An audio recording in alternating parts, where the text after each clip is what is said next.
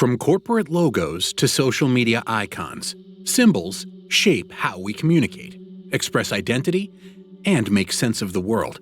But beneath the surface of these seemingly innocent images lies a complex web of meanings and occult traditions. Among all these symbols, one stands apart: Baphomet. It's not just another esoteric symbol. Baphomet is a charged symbol, perhaps the symbol through which the modern world expresses a philosophy of inversion, a worldview that elevates the self above the divine, deconstructs spiritual hierarchies, and cloaks rebellion in the language of liberation. But how did Baphomet evolve into this? And what forces reshaped its meaning across time? Before we get to those questions, we need to ask a fundamental one. Why are symbols important? Symbols are not decorations. They are technologies, being powerful tools of communication. Every symbol is a container of memory, emotion, and intention. A peace sign, a national flag, a religious icon. Each one encodes stories and meanings that operate beneath conscious awareness. In a single glance, a symbol can transmit what entire books cannot. In our modern society, we encounter symbols at every turn. The peace sign, the yin-yang, and countless others. Most people see these as aesthetic choices or cultural expressions, but these images carry spiritual weight, drawn from long-forgotten rituals, philosophies, and initiations.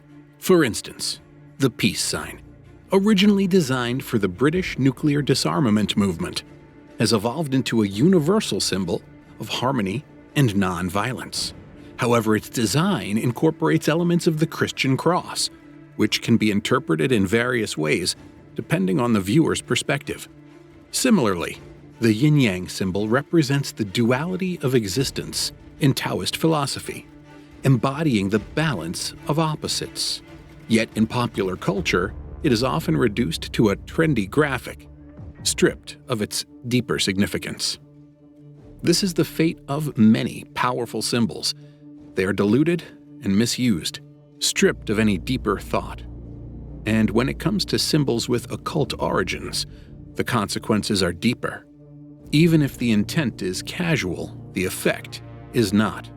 These are not just images. They are gates. They activate spiritual currents, whether or not we know how to handle them. So what happens when a culture uses powerful symbols without understanding them? To understand the present, we must explore the past. Many symbols we encounter today carry ancient occult lineage. Their meanings aren't static, they shift depending on the context, culture, and consciousness of those who use them. Take the pentagram. To some, it's a symbol of protection or elemental balance. In modern Wicca, it represents earth, air, fire, water, and spirit, all in harmony. But go further back, and its edges touch ancient Mesopotamia, Babylonian magic, and forbidden rites. Inverted, it becomes a symbol of rebellion. Its historical use in occult practices can evoke a sense of fear or misunderstanding among those unfamiliar with its true significance. Or, let's take the Eye of Horus, once a sacred Egyptian emblem of healing, protection, and divine authority. Now, it floats through pop culture, detached from its roots, often repurposed into conspiracy aesthetics or corporate branding. The eye still sees, but what it sees now is confusion. These aren't isolated cases, they are symptoms of a pattern. Symbols stripped of sacred meaning, then refilled with irony or agenda. And into this landscape of half-remembered meaning steps Baphomet. Not quietly, but thunderously. Not hidden in shadows, but embedded on stages, album covers, and activist icons. So where does Baphomet fit into all of this? Baphomet is no longer hidden. It's been made fashionable. Once confined to grimoires and secret orders, the image of Baphomet now flickers through pop music, fashion, activism, and internet memes. But what most people engage with is not the original symbol. It's a caricature, a distortion that strips Baphomet of its complexity and uses it as a tool of shock or rebellion. The classic image, a goat-headed figure, androgynous, enthroned, torch between its horns, wings outstretched, arms bearing the alchemical phrase, salve et coagula, or dissolve and recombine.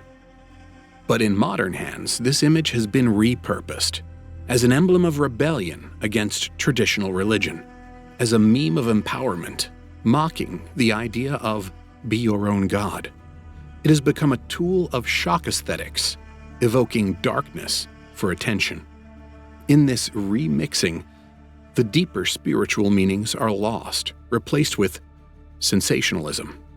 Baphomet becomes a mascot, not for mystical union or inner alchemy, but for individualism, inversion, and ego. In this remixing, the deeper spiritual meanings are lost, replaced with sensationalism. Androgyny, too, once the sacred union of inner masculine and feminine, is reinterpreted solely through the flesh and form without spirit. What was once alchemical is now material. These aren't just cultural quirks. They are ritual normalizations, tools that desensitize the collective psyche to inversion, while hiding it in plain sight. So the question becomes, what was Baphomet really meant to be? To understand what Baphomet has become, we must first understand what it was. The earliest known mention of the name Baphomet appears in the 14th century during the persecution of the Knights Templar. Under torture, some Templars confessed to worshipping a strange figure, an idol with a beard, perhaps a head, sometimes with horns. Whether this was real, imagined, or forced into confession is unclear, but it served a purpose. Baphomet became a scapegoat, a shadowy symbol used to accuse the Templars of heresy, a distortion of Islam, a mistranslation of Muhammad, or something far older, whispered through forgotten cults. Whatever the truth, the accusation laid the groundwork for something new, the birth of a symbol through inversion, a holy order framed as heretical, its secrets reframed as blasphemy. But the modern image, the one etched into culture, came not from the Inquisition but from a French occultist in the 19th century, through someone called Eliphas Lévi. In 1854, Lévi published the image, now known across the world, a winged, androgynous goat-headed figure seated with one arm pointing up and the other down, inscribed with the words Salve et Coagula. In his view, this was no devil, but a sacred symbol, an emblem of balance, of union, of the alchemy of opposites, masculine and feminine, human and animal, light and dark, heaven and earth. To Lévi, Baphomet wasn't evil. It was a cipher, a representation of the great work, the spiritual transformation of the self through inner reconciliation. But even Lévi warned, those who approach without wisdom may not find illumination.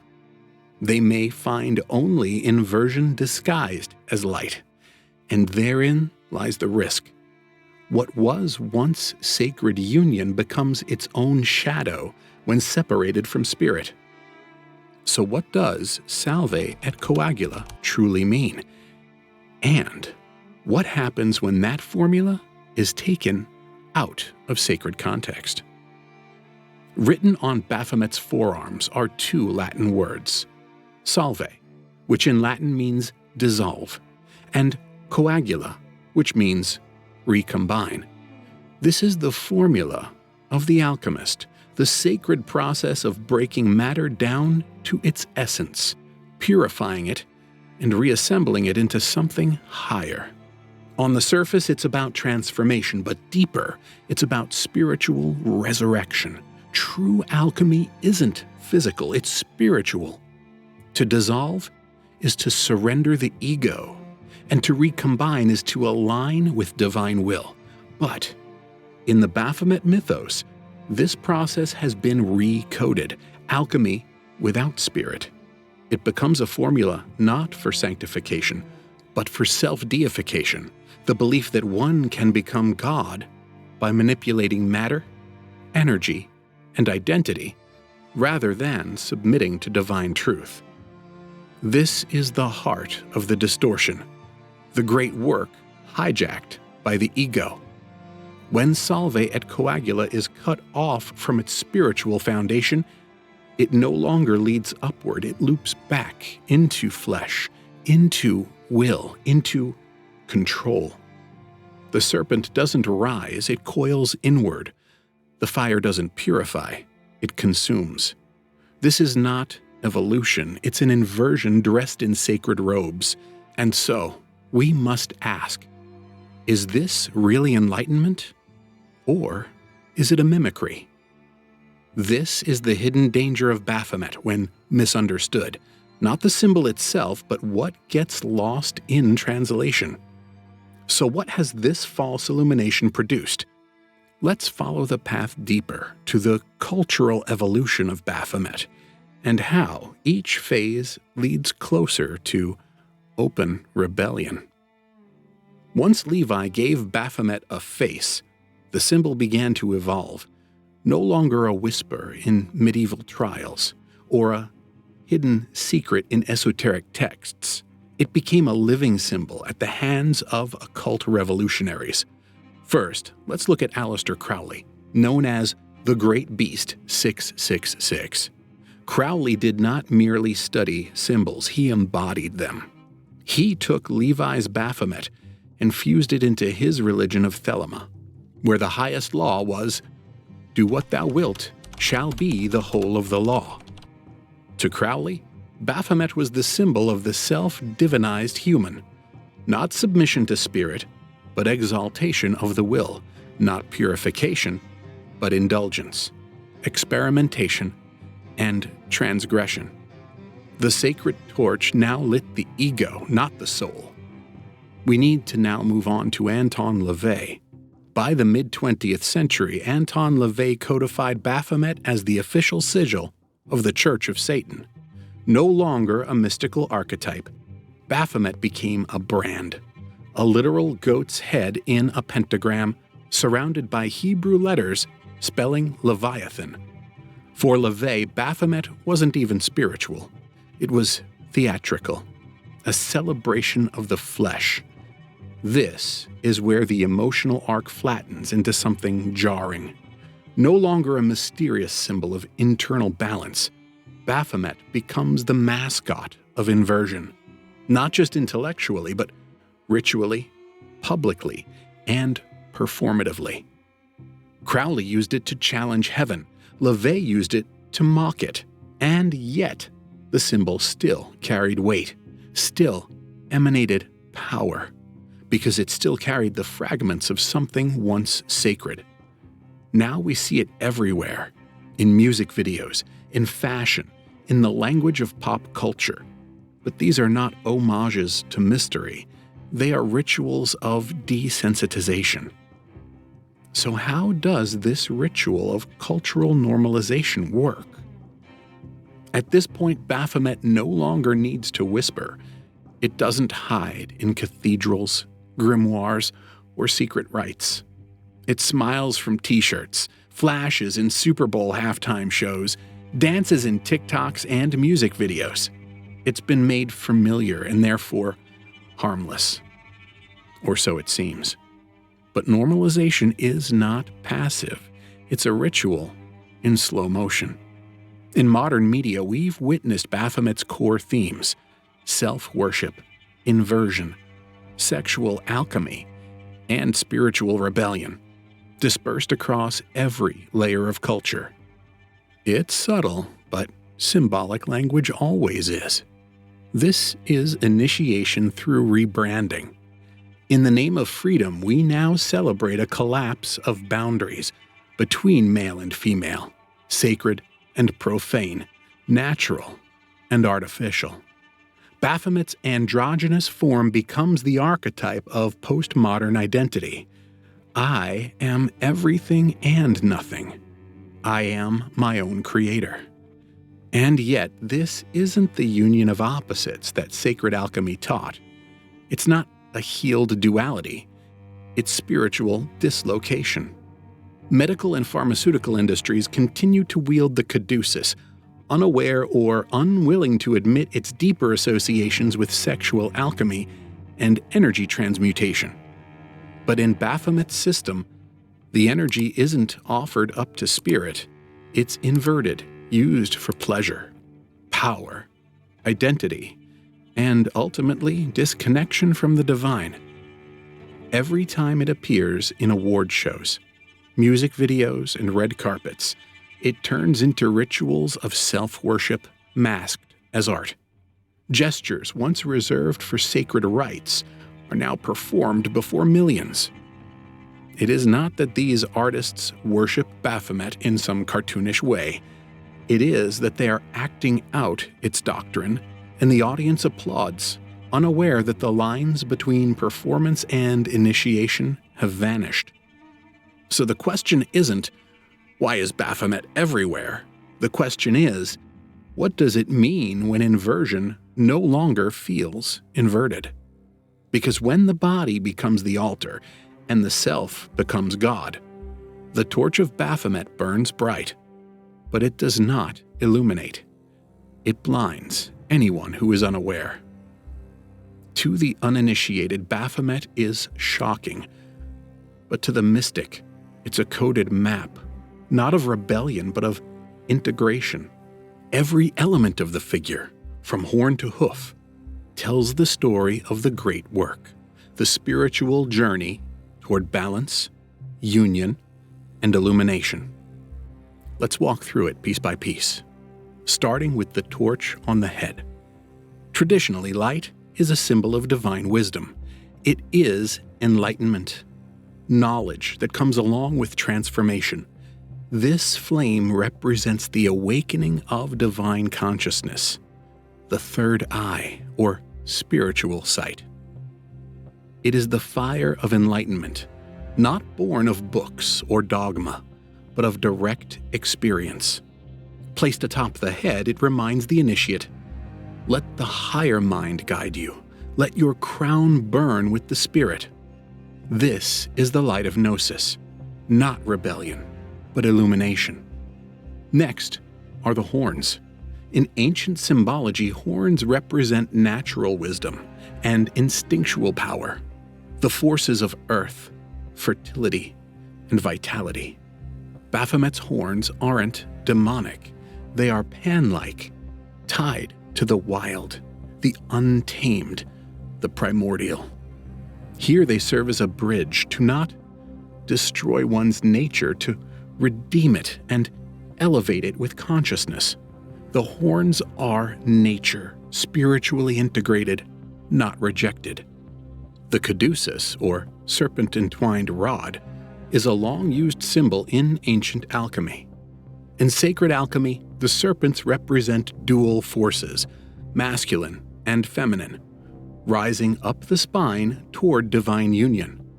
Placed at the navel, the caduceus speaks to sexual alchemy, the sacred potential of human energy. The intertwined serpents represent Ida and Pingala, the masculine and feminine subtle currents of the spine in yogic traditions. Rising together, they awaken Kundalini, the latent spiritual energy coiled at the base of the spine. But in Baphomet, this energy is in balance, not out of control. It is stabilized, anchored in harmony. This isn't magic or sorcery. It's the sacred use of life force as a vehicle for union with the divine. The androgyny is where the symbol becomes truly radical.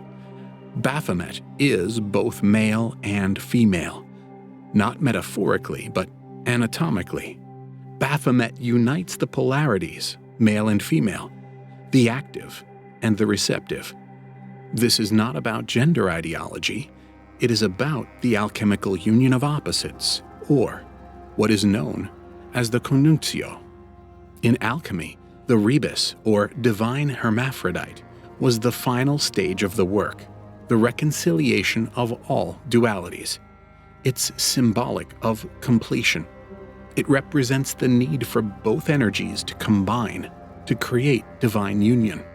It symbolizes divine separation, but they need to come together as two parts of a whole to complete the process. The Latin phrase engraved on his forearm, Salve et Coagula, represents submission to this higher divine truth, to dissolve what is and recombine what remains. It's the heart of the alchemical process, to break down what is false and to dissolve attachments, then reform stronger, truer, spiritually aligned. This isn't destruction, it's spiritual rebirth. Baphomet's arms, inscribed with these words, remind us that true transformation is a process of inner purification and reintegration. Even his gesture, as above, so below, further proves this point. It is the ancient Hermetic maxim that ties the heavens to the earth. It's meant to express spiritual unity, the microcosm reflecting the macrocosm, the spiritual and the material. When Baphomet points up and down, it is not declaring dominance over heaven and earth, it is revealing the link between them. This is mystical unity, not defiance. So when seen properly, Baphomet is not a figure of evil. It's a mirror of the initiate's path. It asks, can you hold all these truths in balance? This is the great work. By this point, the statue isn't just a statue anymore. To those who only look with fear, Baphomet appears monstrous, but to those who look deeper, it is a threshold figure, a guardian of sacred mysteries, much like a sphinx, demanding insight before passage. Baphomet isn't asking for worship, it's asking for awareness. In initiatory traditions across the world, from ancient Egypt to the Greek mysteries, the path to enlightenment is always guarded. There is no entry into deeper truths without first confronting shadow, paradox, and illusion. That's what Baphomet does. It stands at the threshold saying, can you hold light and dark together without collapsing into fear or pride? Can you face contradiction and not run? Can you dissolve your old self and endure the unknown? Only then may the seeker pass through the veil. Baphomet is offensive by design, not because it promotes evil, but because it disorients egotistical thinking. It combines opposites, male and female, human and the divine. This is not to confuse for the sake of confusion, it is to force direct perception, not passive belief. In the mystery schools, this was called the terror of the threshold, the moment when illusions shatter and only what is real remains. Baphomet is a test, not of morality, but of conscious presence. Those who fear Baphomet often do so because it reflects the parts of themselves they've exiled, their instincts, their desires, their hidden power, and their spiritual longing. It's easier to call it evil than to ask, what is this figure revealing in me? But when met with stillness and openness, Baphomet becomes a mirror, one that reflects not just shadow, but the potential for transmutation. It shows you your raw materials. The fire is yours to wield, not to destroy but to purify. In Jungian terms, Baphomet can be seen as an archetype of individuation, the process of integrating all aspects of the psyche: shadow, anima, animus, persona, and self. Androgyny here isn't confusion, it's completion. Like the Taoist yin-yang, Baphomet teaches that transcendence is not an escape from duality, but the full embrace and integration of it. It whispers, don't pick sides. Integrate. Find wholeness, not polarity. So, in truth, Baphomet is not a devil. It is an initiatory symbol, a psycho-spiritual threshold. It asks the seeker, will you descend into yourself and emerge transformed? The history of Baphomet is less about corruption and more about misinterpretation. It has been painted as heretical, demonic, rebellious, each label reflecting the fears and projections of the age. But strip away the fear, and what remains is a deeply layered initiatory symbol, encoded with truths most are too hurried or too afraid to see. In the Templar era, Baphomet was an accusation, a word used to condemn those accused of heresy. But there is little evidence of the figure we know today. In the 19th century, Eliphas Lévi gave it form, not to shock, but to teach. His Baphomet was not evil. It was the reconciliation of opposites, the salve et coagula of alchemy, the unity of body and spirit. In the 20th and 21st centuries, the symbol was stripped of nuance, reduced to a shock symbol or inverted into pop culture Satanism. But in doing so, culture missed the deeper invitation it holds: to know oneself wholly. At its heart, Baphomet is not an entity to worship or fear. It is a cipher, a container for truth, paradox, transformation. Its true message is initiatory: to face one's fears, embrace the opposites, and transcend through integration. When read rightly, it aligns with the deepest mystical traditions, from Hermeticism to Kabbalah, Taoism to Christian mysticism, each of which speaks of a union of dualities, a path beyond division. In the end, the meaning of Baphomet depends not on what it is, but on how you approach it. To the literalist, it is heresy. To the fearful, it is a threat. To the initiate, it is a mirror. It will show you what you bring to it, whether that is one's own projections, attachments, or hidden potential. But its deepest function is to initiate transformation, not through rebellion, but through the sacred work of unifying what has been split within. To gaze upon it is not to initiate evil. We need to see it for what it is, and that is to be invited into wholeness.